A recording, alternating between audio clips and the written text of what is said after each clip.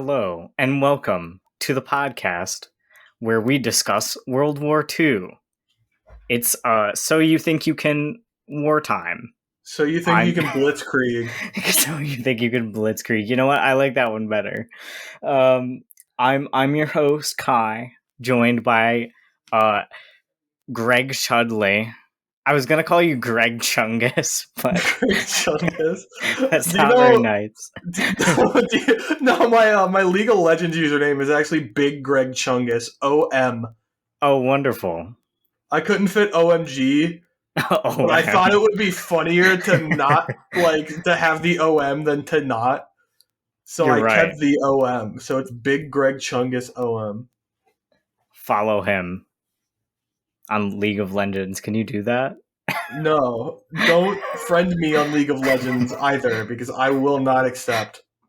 Maybe if you're feeling adventurous, you could accept the first one that comes through. So true.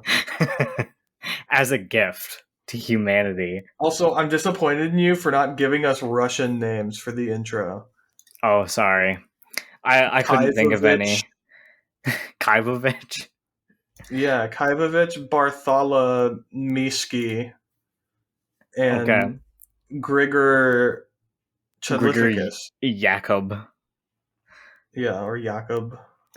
So what's going on? What's going on? So we read City of Thieves by David Benioff is his name? Yeah, is his name. Book club time. Clap. Oh, yes. Clap. Clapping. It's been probably a solid month since I've read this book. So I'm a bit rusty. That's okay. I don't remember exactly when I finished it, but I finished it like 2 weeks ago. So you might also be a bit rusty.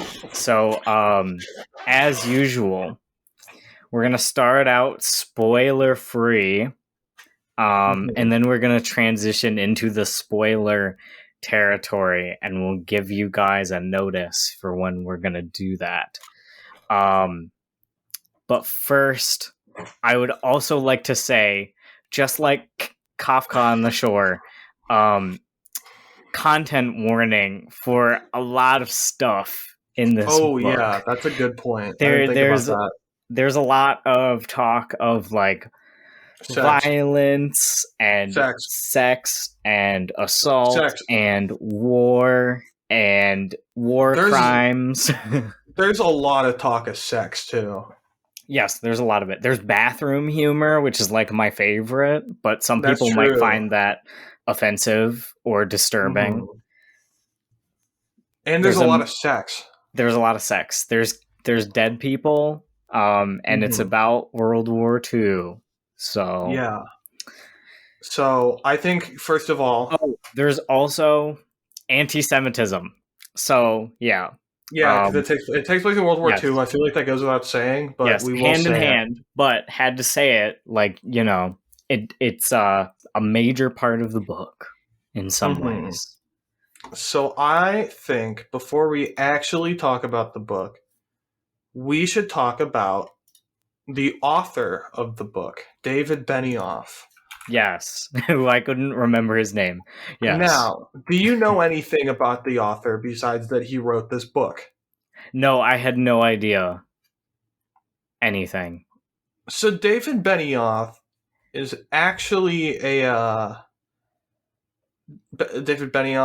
pretty well-known and controversial figure. Oh. Keywords on controversial.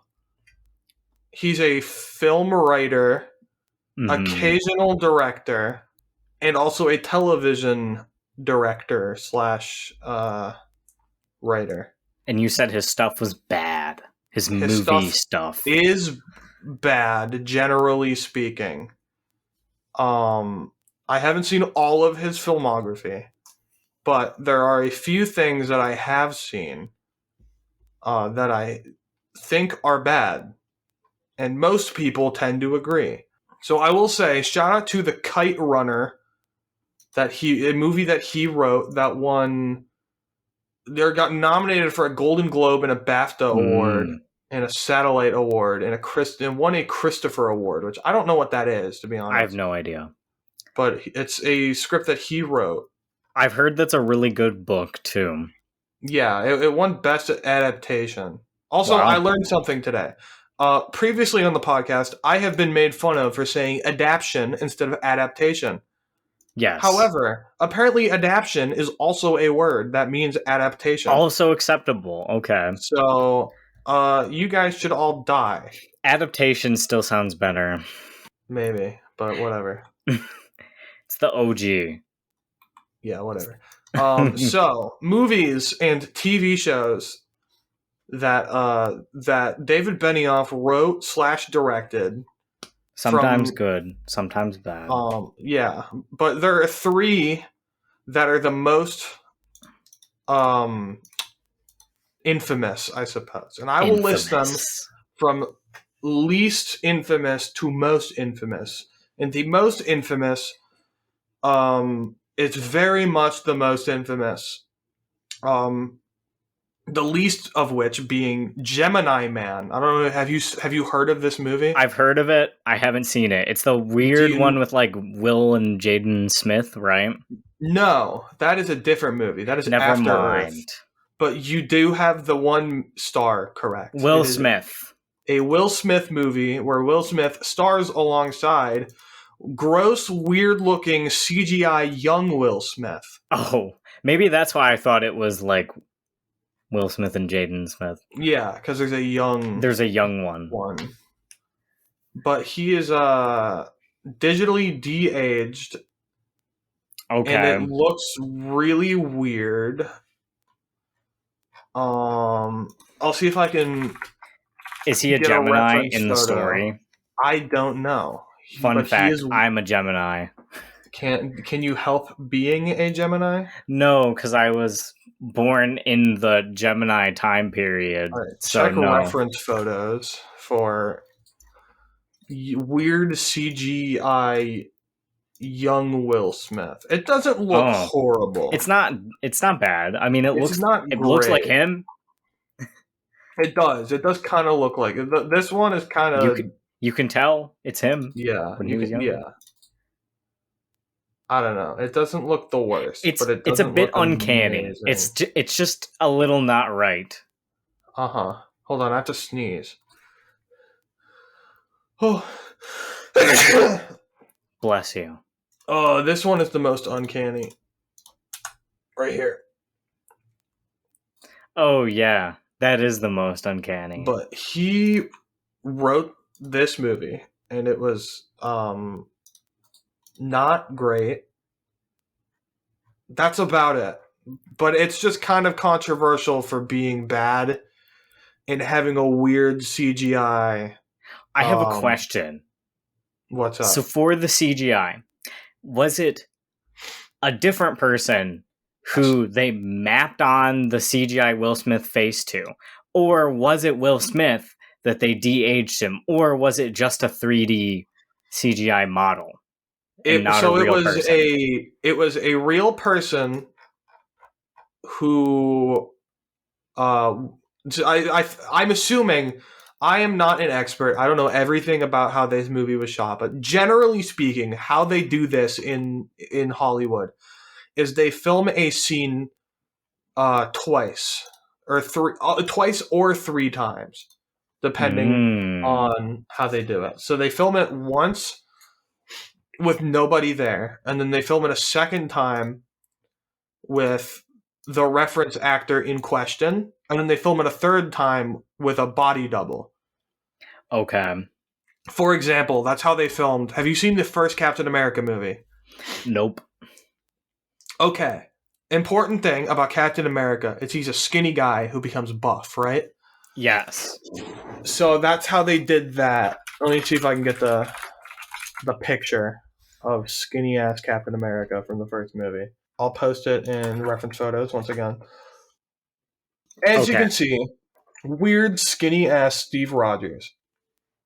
Yes. So what they would do is they would film a reference shot of just like the scene without anybody there, and just like someone reading his lines from off screen.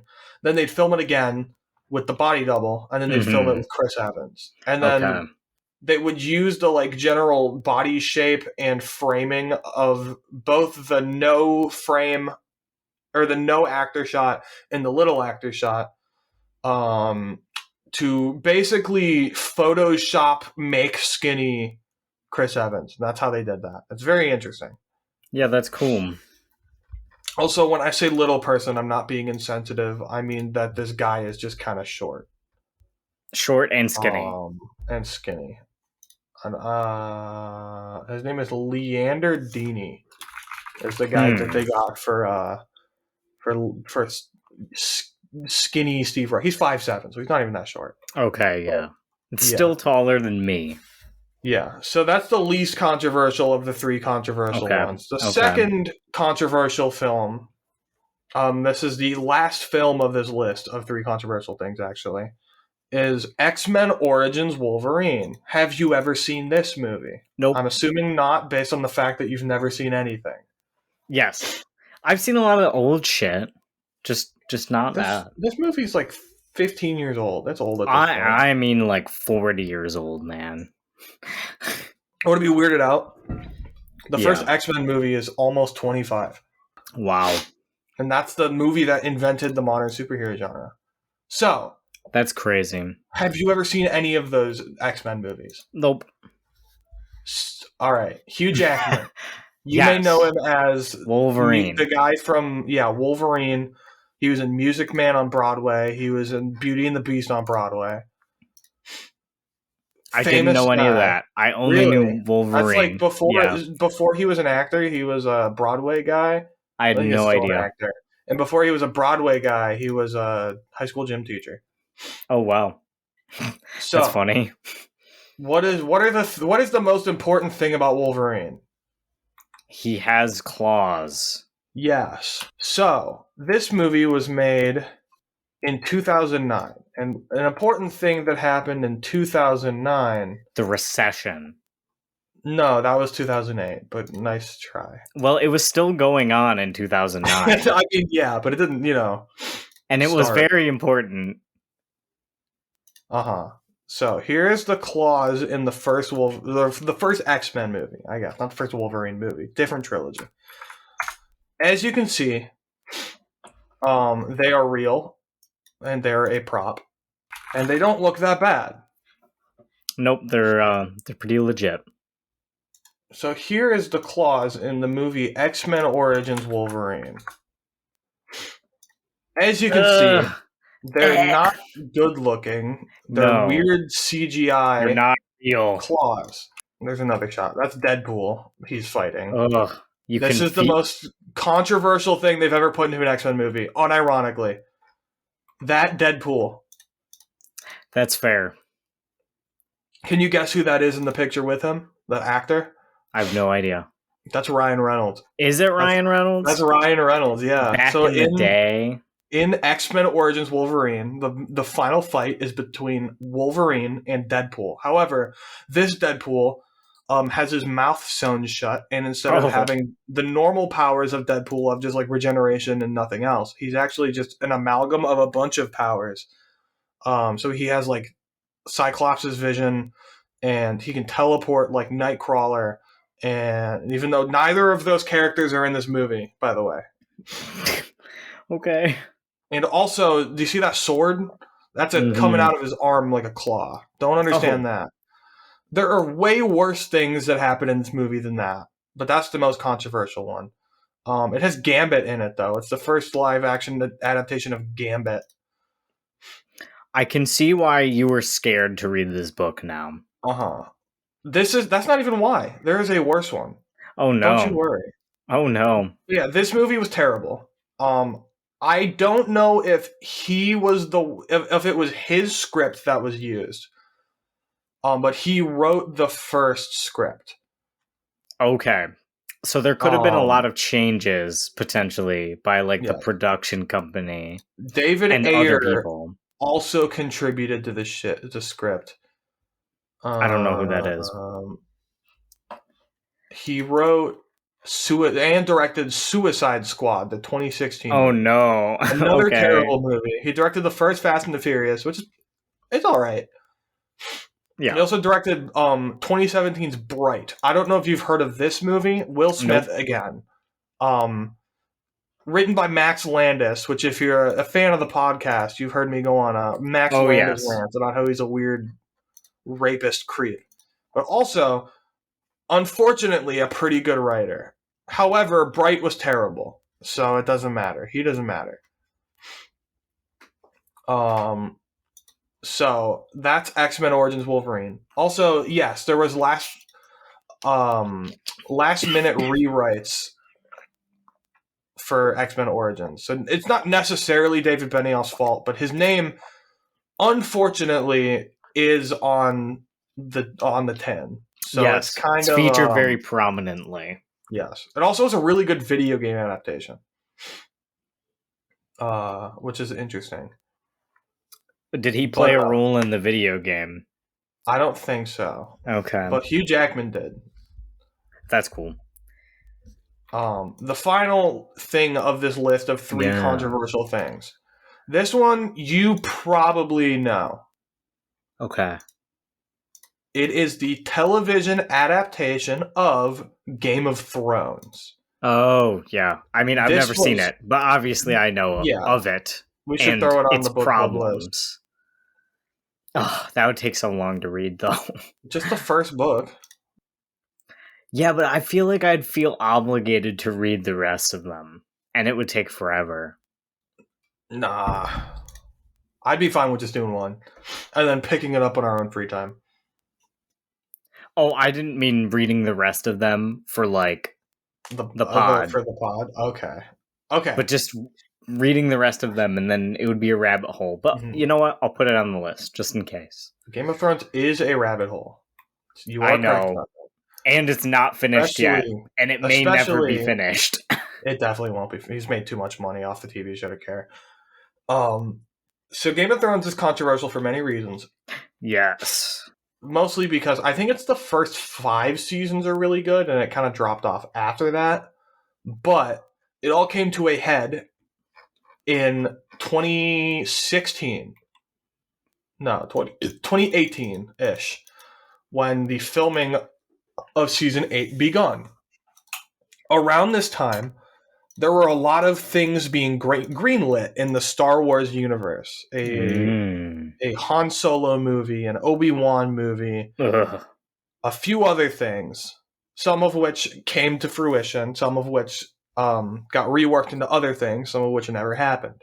One of the things that never happened was a Star Wars movie or trilogy or something being worked on by David Benioff and D.B. Weiss, the other person who worked on Game of Thrones with David Benioff. However, because they were told they were going to get to make their own Star Wars, they wanted Game of Thrones to end as quickly as possible. So, conflict of interest. Yes. So if we look at the Rotten Tomato scores of season 1 through 8, we have a 90, a 96, a 96, a 97, a 93, a 94, a 93, and a 55. Oh, God. Because they pretty much just gave up on the last season. The last season was hated so intensely that they got their Star Wars trilogy or single movie or whatever it was taken away. Oh my God. They no more Star Wars privileges for you. Unironically, pretty much permanently ruined their reputation in Hollywood. Jesus. Because the last season of Game of Thrones was just that bad. Can you attest? Have you watched it? I have not, but Sergio has attested to me many, many times. Did he go off on an angry rant? Many pretty times. Much anyone who's watched Game of Thrones has. Oh yeah, no, I've definitely heard it from people where they were like, "Yep, this ruined the entire thing." Do you know of Matt's friend Zach? Yes. He just watched Game of Thrones with his family for the first time, and when he hit season 8, I could tell because he was miserable. Oh, literally depression-inducing. Literally depression inducing. It was that bad. So that's the most controversial thing he's ever worked on, to my knowledge. So he's controversial because he makes bad stuff, not because he does bad things, right? Well, I'd consider the Game of Thrones one to be him doing a bad thing. Well, yeah, that is a bad thing when you throw away a my long-standing knowledge, series. He has never sexually assaulted anybody or been racist or anything of that sense. Okay, because that's what I was expecting when you said he was controversial. So cool. He just makes bad things. Yeah, he's made bad decisions. Mm-hmm. Especially with Game of Thrones, apparently. Yes. Oh yeah. But yeah, so that's where this comes into play. Yes. Him as a person. So when we discovered that David Benioff, who wrote this book, was the David Benioff who wrote all of those things, I was no longer excited to read this book. I won't lie. I was like, oh, this is going to suck. You were like, this is going to be exactly like X-Men Origins. And you know what? I was wrong. I enjoyed this book a lot. Me too. So, question 1 of our question log. Did you like it? I did. I thought it was really good. I liked the period piece aspect of it. I am under the assumption that it is not a nonfiction novel. Yes, I am also under the assumption. Kai and I discussed this off the pod because the way that it is presented, the book, it's the story of David Benioff's grandfather, Lev. I don't know if that's real. I don't think it is. The concept of him writing a fan fiction about his grandfather is kind of funny. Yes. I think there are probably aspects of it that did probably happen to his grandfather. Like it seems like too real of an experience to like not have some of it be at least true. But I think it's like kind of one of those things where it's like based on a true story where they take anecdotes and like historical texts and also combine it with the experience of like, stories they've had from their relatives and then just put it together in like a story stew for the historical piece. I think it's more of like that sort of thing. David Benioff wrote an episode of It's Always Sunny. Are you looking at his full like filmography? I am. It's episode 8 of season 9. He wrote that episode. I don't know if it's a good episode. I haven't honestly seen that far into the show, but it can't be that bad. Seems to be a mixed fellow. Yeah.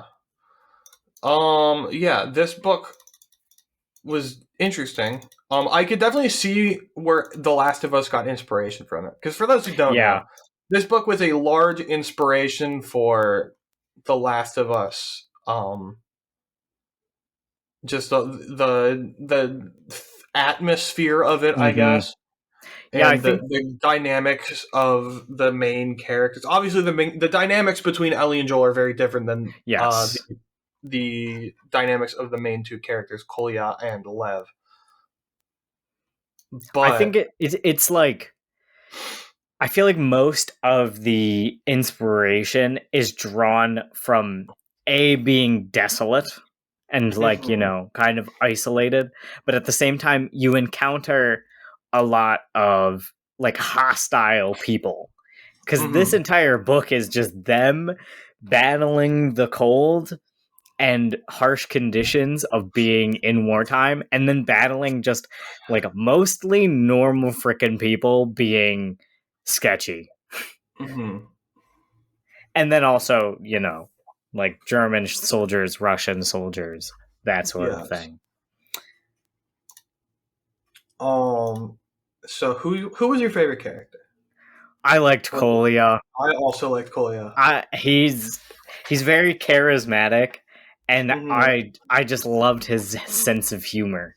That's fair. I also liked him a lot. And as someone who shits a lot, his shitting I relate. See, I also related as someone who has indeed gone. I believe my maximum was 14 days without shitting. Was that when Yeah. you were hospitalized? No, that was a different time. That was a separate instance. I've Jesus had this Christ. happen to me multiple times. Jesus Christ. Yeah, not good. Is it as a result of the medication you take or what? Like, is it No. just something that happens to you? So I take the medication to prevent that from happening, Mm-hmm. and just sometimes it doesn't work. Awesome. Well, the first time it happened was before I took the meds. Then I got the meds. Expected it to never happen again. But then it happened again. That's when I got hospitalized. But I frequently will go like 3 to 5 days without shitting, and it's very uncomfortable. Uh-huh. I shit like 4 times a day, so I have the opposite problem. Sometimes I shit 4 times a day. Although Sometimes. I haven't shit in 2 days, I think. I didn't shit It's at all coming. yesterday. It's coming after this episode. I know. Oh, I'm already starting to feel it. So don't Damn. you worry. I know it will. Also, for our listeners who haven't read the book with us, this kind of talk about shitting is exactly what happens in the book. Just so you know. Mm-hmm. So if you're looking into reading it, get ready to read about bodily functions. Yes. That's one thing that I will say. I think it counts as spoiler free. They talk about shitting and sex so much in this book. So much. I don't blame them though. It's a 260-page book, and I feel like 40% of that is It's not 40. Or jerking off, or it's like 25%. It's a lot. Yes, it is a lot. I didn't mind it though. Because think about it. Like, what else are you going to be thinking about when it's the middle of a Russian winter? So, like, even more terrible than like a Michigan winter or an Ohio winter. I guess. Well, definitely like exponentially worse than a Florida winter. And then also, you have to contend with all of these tragedies. Like, it's pretty easy to just think about your body doing some stuff.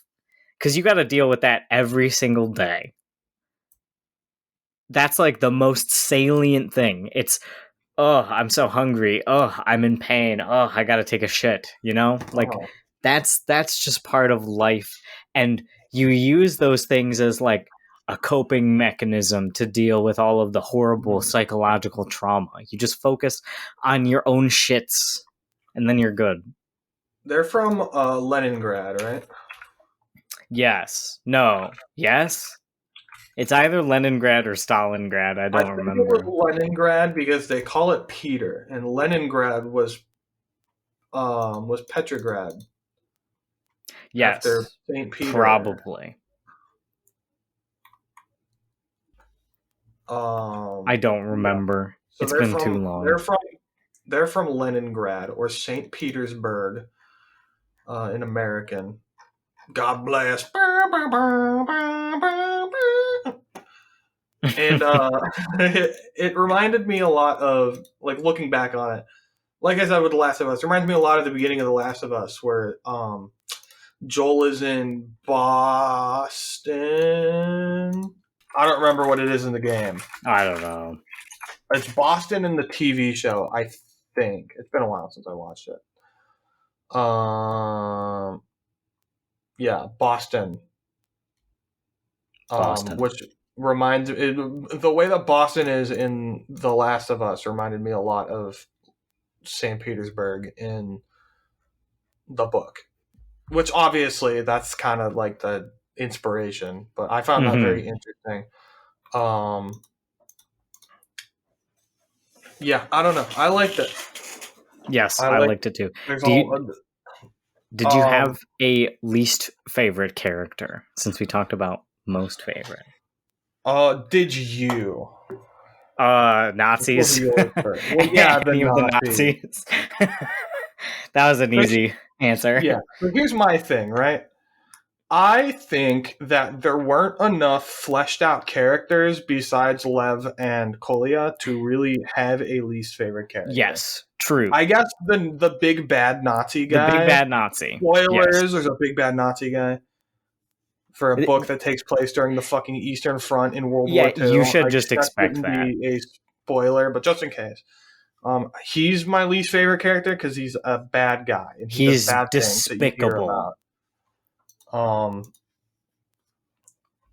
People who read it in the modern day will complain about it being woke because the Nazi is a bad guy. You might be right about that. Yeah. Did you have a moment then? A favorite moment? Because I think favorite moment and least favorite moment might be spoiler territory. So maybe that's true. Go over two important themes. Friendship, companionship. Well, you know what? Okay, unlikely friendship is the thing, because you think of like, bonding in wartime, and obviously no one's gonna be their best self because you're all hungry and cold and tired and in pain and want this to be done. And then also you're bonding over this like mutual trauma that you're experiencing. Yeah. Similarly to Joel and Ellie. Interesting. Yes. What other themes? I would say there's bad people everywhere.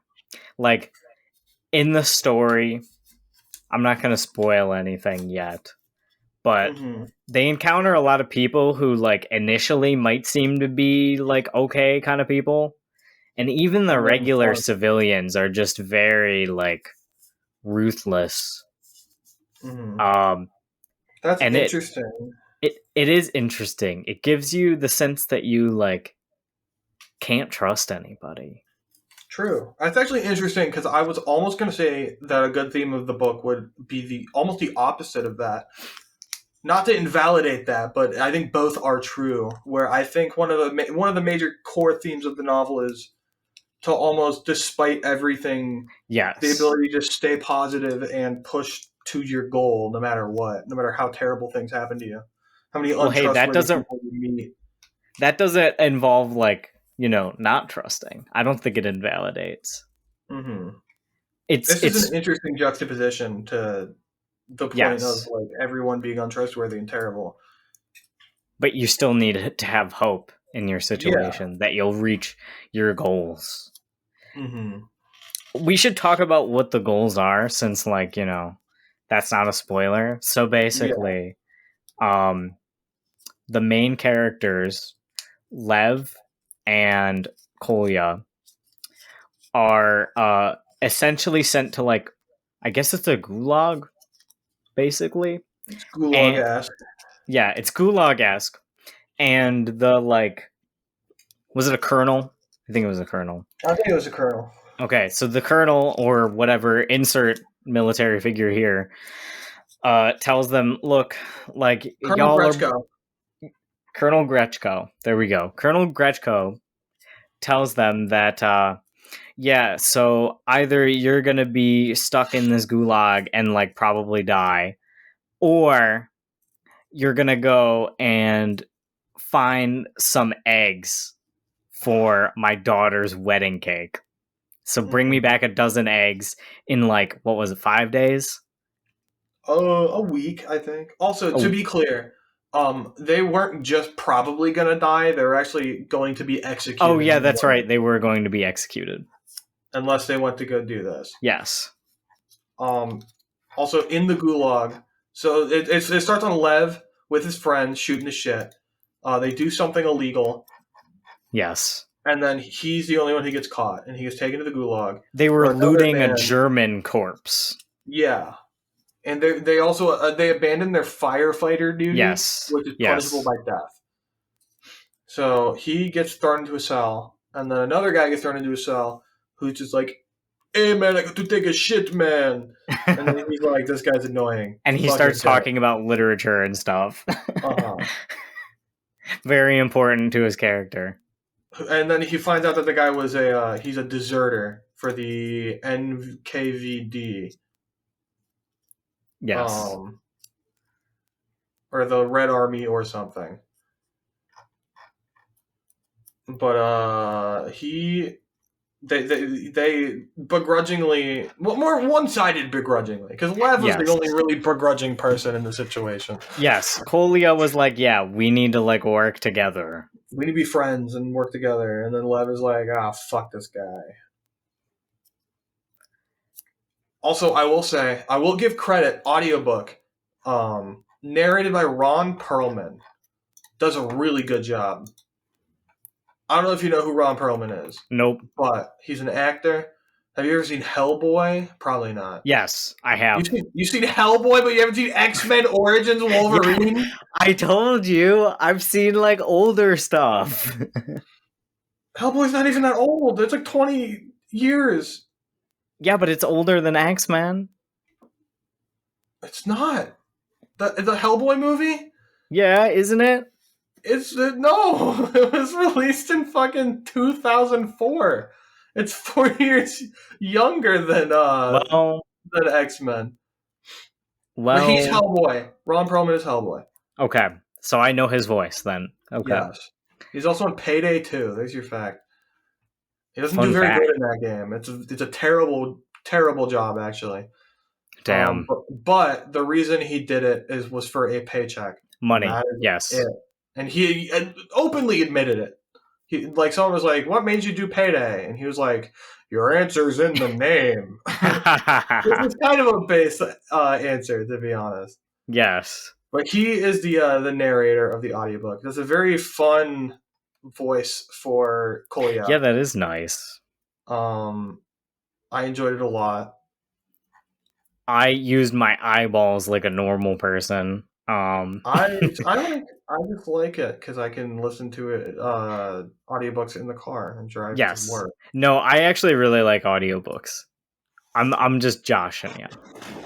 He's also the famous character Lord Hood from Halo 2 and Halo 3. There's your fact. Thank you for the Jake facts. Yeah, well, that's a Halo fact, not really a Jake fact. But... It's a Jake fact about Halo. And here's another Jake fact. You ever hear you've never played it. You ever hear Fallout? Yes. Have you ever seen the intro to a Fallout game? No. Where the guy narrates and he's like, "War never changes." That's Ron Perlman also. In every Fallout game except for 4. But he's still in 4 in a cameo. It's just that 4. Why didn't he say that line? Because Fallout 4 has a voiced protagonist. Oh. And the voiced protagonist is the narrator of the intro. Also, Fallout 4 sucks. Damn. And that's pretty much why. But he narrates it. He does a good job. I like him as Kolya. He does like a funny Russian accent. Weirdly, he doesn't do a Russian accent for Lev. He's just like he just talks like fucking Ron Perlman. That's weird. He's like, "Man, suck my dick," and then Kolya's like, "Why you have to be mad, man? Come on." It's kind of funny. That's hilarious. But if you're listening to this and you're wondering if you should listen to the audiobook, I would say yes, it was good. It's not the best audiobook I've ever listened to. Unironically, the best audiobook I've ever listened to is the League of Legends, what's it called? Ruination audiobook. Wow. Just because it's actually like more of an audio drama than an audiobook. Oh, do they have music and stuff and different voice actors? Music. All of the champions from the game are voiced by their in-game voice actors. Wow. And it has its own narrator and stuff. That's it was crazy. Pretty good. But Yeah, it was City of Thieves, good audiobook. And we're back. I hope you enjoyed whatever advertisement that was. Yeah, whatever it was. So, um, welcome to so the spoiler talk time. yes, spoiler time. So if you haven't read it and plan on reading it, leave and come back. Yes. But if you don't plan on reading it, or if you already had, welcome. Welcome to the spoiler section. So All first of right. all, let's get to the questions that we couldn't answer yet. What was your Yes. favorite Favorite moment? and least favorite moment. Would you like to go first with your favorite moment? No, you go first. I gotta think a little bit. My favorite moment was probably the chess match against Abendorf, the big bad German guy, or the cannibal run-in. So you liked the cannibal run-in. Yeah, Why? I thought it was cool. Like Okay. it was suspenseful and I liked that. The I whole I the whole suspense around like, oh, we don't want to go up into his apartment, but Kolya's like totally just like, yeah, let's go, let's do it. Let's yes. go. I like that. I liked the suspense of it, but I was definitely like disgruntled. I don't know. Cannibals like really freak me out for some reason. I just Oh, don't like the I idea do. of I being like also chopped up and eaten. Yeah, no, I also think cannibals are gross and freaky, but I don't know, I liked it. It was a very interesting example of like what could happen to a Society. society in Yeah. that sort of situation. I mean, it definitely did It happen. definitely did happen at that point in time in probably that area. Yes. I would say that those moments are good, but my Hmm. favorite was them confronting the one kid with like the chicken, and he's Oh just yeah, like, that part yeah, too. fine, okay, whatever, you can take the chicken. And then they like make the darling soup because the chicken, they decided to name her Darling. Uh huh. um Yeah, they find out that it's a rooster oh and yeah, not a name him chicken. Darling, yes. And then they cook him up and eat him. And I don't know, they it just, it was very disappointing, but it was also halfway through the book, so you know you can like expect that they're not going to have the eggs yet. Yeah, it But was less than halfway. It was like a third. okay, It was maybe. pretty early on. I don't remember exactly where it was, but it was not near the end of the book, so you know, like, okay, they're not getting to where they're going to be just yet. But I think it was Hmm. a nice moment for them, our two main characters, and like Sonia and a couple other dudes to just share some soup, have a nice moment. Hmm. Oh, you just reminded me. If you like books that have fleshed out female characters, Don't read this book. don't read this book. Yes, there's only two fleshed out characters really, and they're male. So Yeah, yeah. everyone else is um pretty much one dimensional. Even like important characters on the side. Like there's a They girl with the pass the meat. Bechtel test, I think. Yeah, they do. It does pass the Bechtel test. Does it? Yes. What scene? The The like cabin? the cabin girls. But they Yes. talk about men in that scene. They do, but they talk about other things too, I'm pretty sure. I guess. We don't really hear them talk until they enter the cabin, though. And then all they talk about is Abendorf and his Yes. German boy toys. So I don't think it passes the Bechdel test. I think it does. They talk about something. Something besides just that. Mm-hmm. But yes, it is a bit unfortunate that there's like, Yeah. I mean, there's one good female lead, but you don't really know much about I, her. other than you hearing about how much Lev wants to have sex with Yes, her.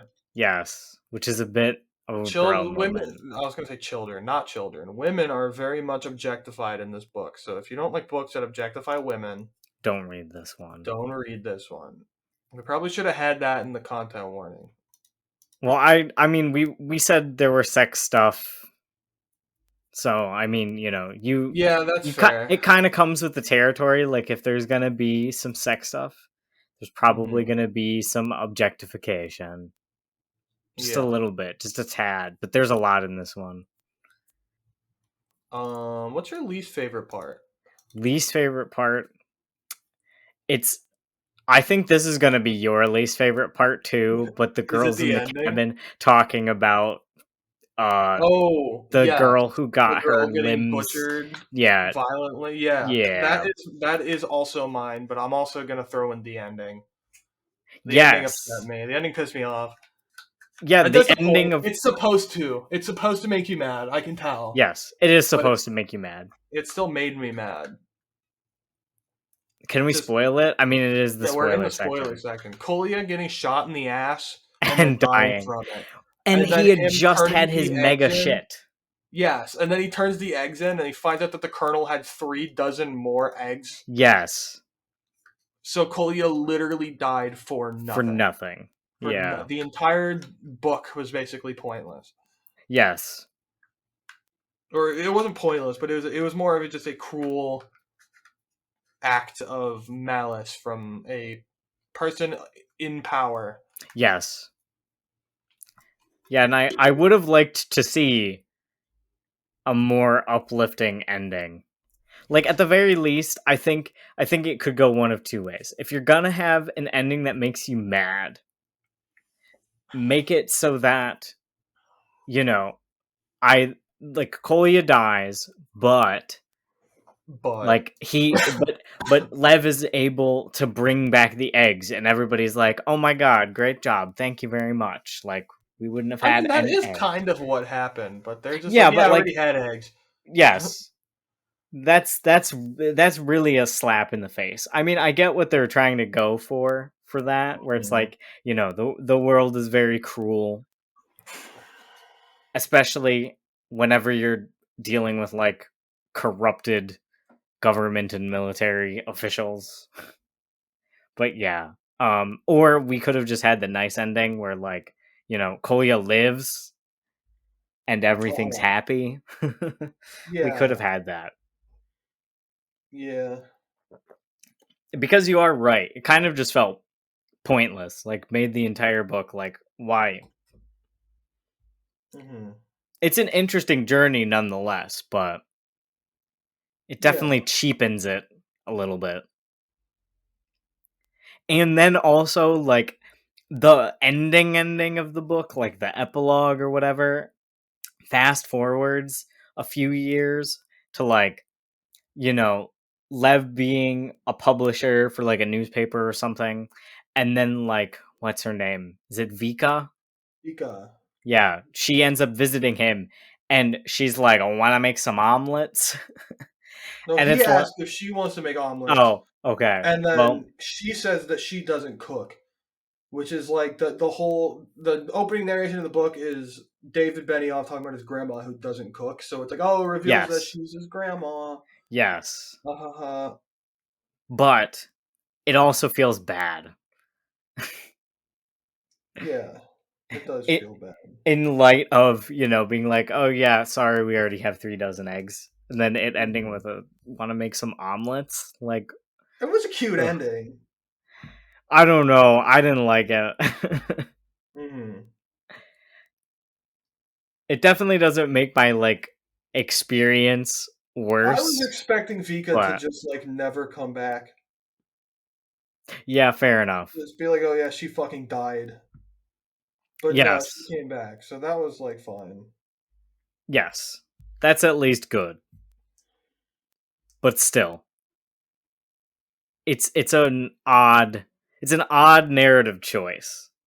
Hmm. It does feel a bit like, um and maybe you have a different opinion on this. It does feel a bit like he just, like, David Benioff did not know what to do with the ending, and just this was what he decided to do. Because it, up until that point, I think the book is a little bit like of a slower pace. It kind of meanders a bit, but it feels right since it's a journey, you know? But the last part of the story just goes by so quickly. It does, kind of, yeah. And not in like a good way. It's just kind of like bam, bam, bam, quick succession. Like, oh, we're going to have, the final battle with the Nazis. And then bam, Kolya dies. And then bam, we're at that epilogue. It's like, it all happens in, I think, the span of like 20 pages. Yeah, it definitely felt like it. And it's like, I don't know, it just felt sort of out of place. And like, he wasn't prepared to end it. Mm-hmm. And just like picked something random, like, well, it's got to finish somehow, and this is all I can come up with. Yeah, no, I can agree with that. The ending was kind of a bummer. Like, not as good as the rest of the book. Yes, and it maybe not as good. It just like doesn't fit super well. I don't think Uh-huh. it does, and it doesn't. Like I think the themes It's are sort of crazy on to point. see that David Benioff was rushing finales over a decade Yes, before it happened. yes, I think so. I think he can't stick the landing for the endings. Mm-hmm. Maybe they're not his thing. Yeah. Although I will say, I have written one book, okay? I've written one book. It's not published. Probably Uh-huh. won't ever be. But it was definitely very, very difficult to come up with an ending. So I will give some credit. Like, if you have, Mm-hmm. especially for like a long running series or a large novel or whatever, if Uh-huh. you are making an ending, and if everybody's liked what you've had so far, it's really hard to come up with something that's like fitting of that. So I can at least Mm-hmm. I can give some props to him, but still it does feel a bit rushed. There's my critique. At least we didn't have weird, fucked up uh Incest? CGI. No, CGI Oh Professor yeah, X that at too. the end of the book, like we did in the end of X-Men Origins Wolverine, which Yeah. I'm going to post a picture of, so you have to look at it. Okay.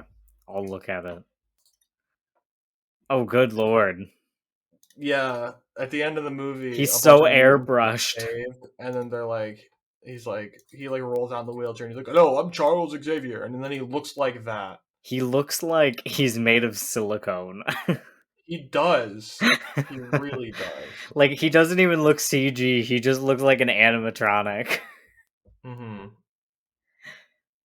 I thought He's you were so talking about smooth. Kafka though. You're gonna be like, yeah, at least we don't have incest in this one. That's true. At least we don't have incel. Although we do hear Lev kind of like incelling it up, being like, Yes. why does he get all the women and I get to just sit here with my dick in my hand?" But I don't know. I liked it. Um, what was the? We was had it one more question. was it Was it worth worth it? it? Yeah. Was it worth it? Was it? I would say it wasn't not worth it.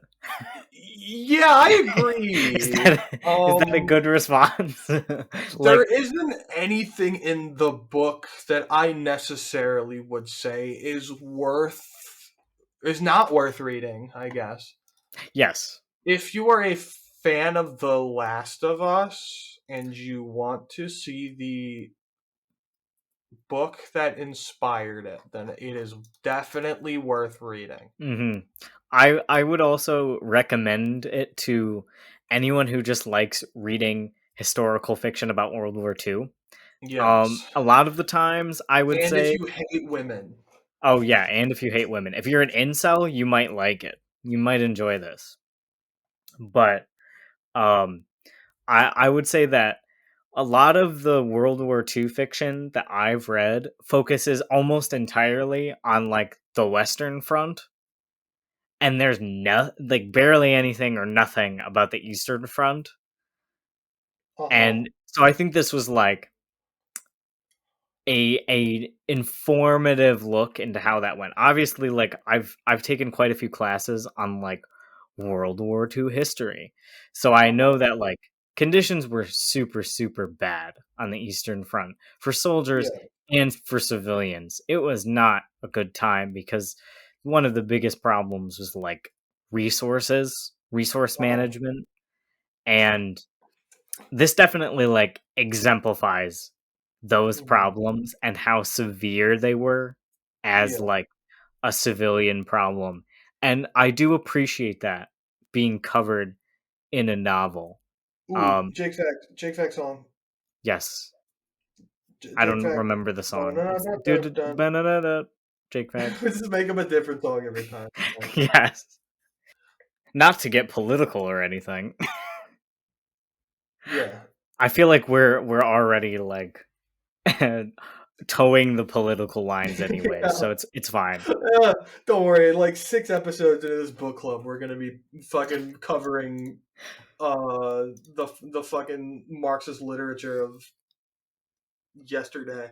I mean, we were going to tackle that for literally the first episode That's true. We were that we never were aired. literally going to. We were literally It going to was be like, yeah, this is our it was too experience of depressing. communist revolution.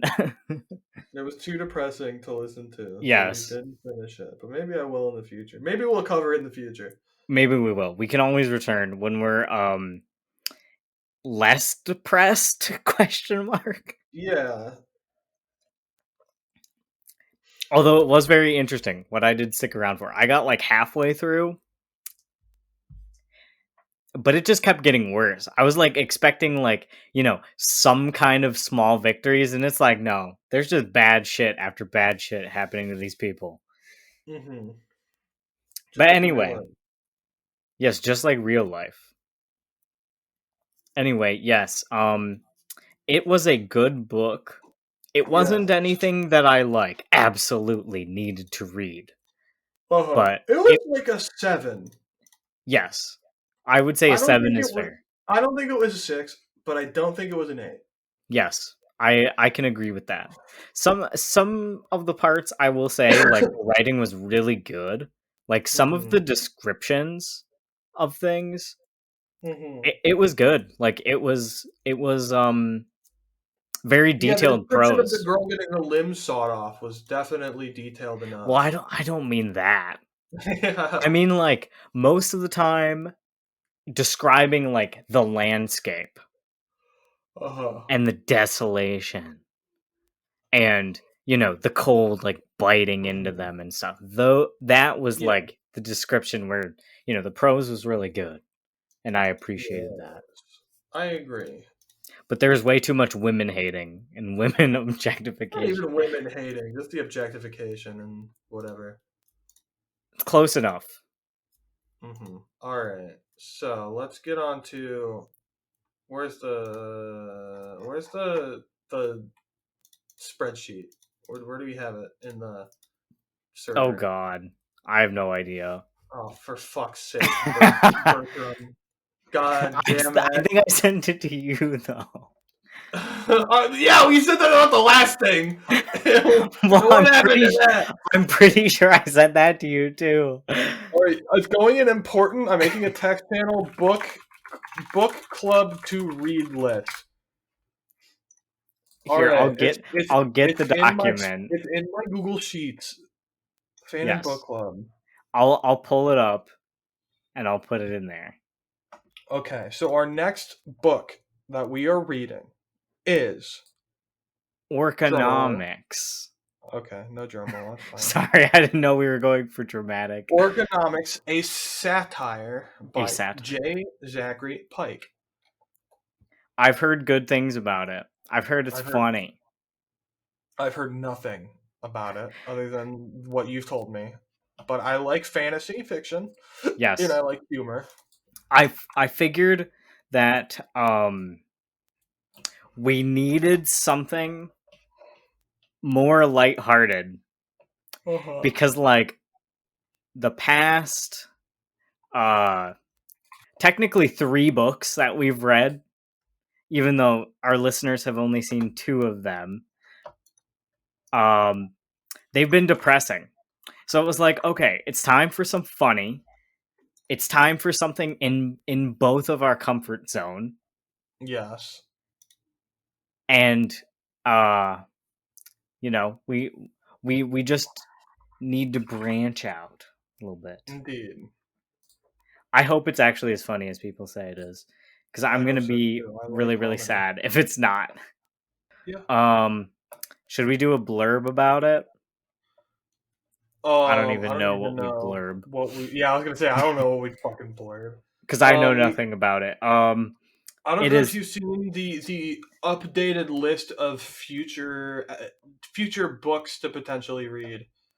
That I I updated haven't. the last few weeks. I threw in a couple of things.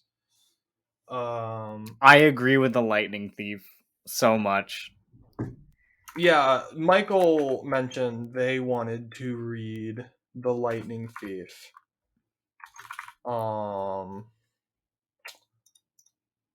And so I figured Sergio had some things he wanted to as well. Mm-hmm. Um, I like how you wrote the Huner 03. did I? Yes. Oh, I didn't see that. The I threw Huner. on I threw on Metro 2033. I mentioned that to you. Yes. The City of Thieves reminded me of that. It's a If you've long one. read or listened to Metro or played the game, City of Thieves reminds me of it. So if you like Metro, you might like it. Metro is a lot less sexist though. So Yeah, it's got that going for it. you added All the Light We Cannot See, correct? I don't Yes. remember having that one. Okay. Yes, that was me. I've read it before. It's more World War II historical fiction. Cool. But it's really good. Cool. I It's threw in Oh, go ahead. uh Go ahead. I threw in Watchmen by Alan Moore. It is a Mm. comic book, so it's going to be a little bit different. I don't know if you've ever read comics before in any extensive manner. You've read Yes. manga though. It's Well, I've read comics too. Mm-hmm. I've read The Walking Dead. Not a lot of it, Oh, but I've read some of it. it's all right. The ending was kind of weird. I don't think I'll ever get there. Yeah, you won't. It's like 150 issues. I have the first omnibus though. Nice. Watchmen, 12 issues. Doable. It is a very important comic book in the history of the comic scape. It's very good. It has a pretty all right movie. Okay. It's by Zack Snyder of the Justice League fame. Directed Man of Steel, Batman v Superman, those movies. He directed the Watchmen movie before those. And he did an alright job. It's like if you took away all the introspective, interesting parts of Watchmen and turned it into an action movie. Well, damn. But I don't. That's not necessarily a bad thing because it's an entertaining action movie. Fair enough. But I don't know. It's good. So that's on the list. What the Yes. list we have? I don't know if this is the order we're going to be listening to these. We can kind of determine what we want to do in what order. Yeah, I think we should just go in a random order, to be Mhm. honest. That's fair. Because there's 2 Warhammer books on there. Mm-hmm. Written by the same guy, and they're both 40K novels. We don't need to read those in a row. No. They're very different, but even besides that, I did a really Mm-hmm. bad job of explaining the genre. But First and Only is a war novel, kind Okay. of, and Xenos is more like a mystery novel. And they're both 40K novels. I also had a fantasy Warhammer novel I wanted to add that I forgot to. I think I brought it up to you before, but Here, I'm gonna add a Game of Thrones real quick. Oh, never mind. no, you got it. Okay. You got it. I did add Blood Meridian because we talked about that. Yes. So maybe after Orconomics, we can do Blood Meridian. That sounds like a good idea. It's different. I'd like to try and vary our genres a bit. I feel like we can't jump into like Metro or All the Light We Cannot See because they're too similar to books that we've done like right now. You feel me? Yeah, I agree. So I think Blood Meridian is a good choice for our next one. That's fair. So yeah, next one's gonna be Orconomics. After that, Blood Meridian. Yes, May is Orconomics. June is Blood Meridian. July, Watchmen. Yeah, we could do that. Also, Sergio wanted to read the Knights of the Old Republic Star Wars comic, so I threw that on there. Okay. And also he was the one that wanted to do the Xenos Warhammer book. Because we both started the audiobook together and then we didn't finish it. When we were on our first drive to Texas, I think. Didn't we also at one point want to do like the Obi-Wan book? I don't remember. I think we did for the podcast as a whole, but then we just like never did anything about it. Oh yeah, I think you guys wanted to do like Obi-Wan the book versus Obi-Wan the show, but the show wasn't really like impactful enough in my opinion for it to matter. I guess not, but we could read it. That's true, we could. But we already have a Star Wars thing and 3 Warhammer things on there, so maybe we should find more varied things. Ooh, more diverse. We could do Wheel of Time, or we could do one that I already own, which is what is it called? Let me go grab it. It's by not the Wheel of Time guy, but the guy who started writing Wheel of Time after him, Brandon Sanderson. The Way of Kings. What is The Way of Kings? It's by the guy who picked up Wheel of Time after the original guy died, and then like this author just continued writing fantasy novels. Interesting. And it's part of like I do both. I think maybe there's more, but I have the first 3 of them. But it's really long. It's a heckin' chonker. It's like over 1,000 pages. It is a heckin' chonker? Jesus Christ. Yes. Interesting. Yeah, I'd be down to, but that'd be a big commitment, so we'd have to do it, you know. It would also be cool to do Dune. Yes, because Dune is also a huge commitment. So yes, I've tried to read Dune twice and couldn't finish it. I also got the audiobook and then realized that it was so long, 24 hours long, and then I was like, yeah. Yes. I'm now discovering that the Wheel of Time novel is 29 hours and 57 minutes. Wow. Discworld also is something I'd be interested in reading. Oh yes, we were gonna do Discworld.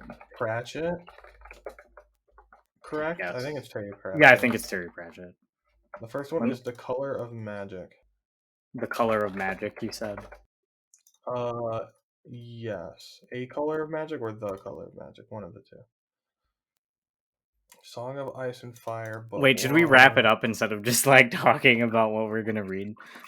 I mean, yeah, but that's just it's good to tell the that's true fans what we're planning on reading, I suppose. If they want to actually talk to us for once, you can request us to read something as long as it's not terrible. Oh, that's so true. Because I don't want people being like, you need to read... I don't know, what's an example of a bad book? I can't even think of one. You need to read Twilight. Or like, you need to read 50 Shades of Grey. No, we're not doing that.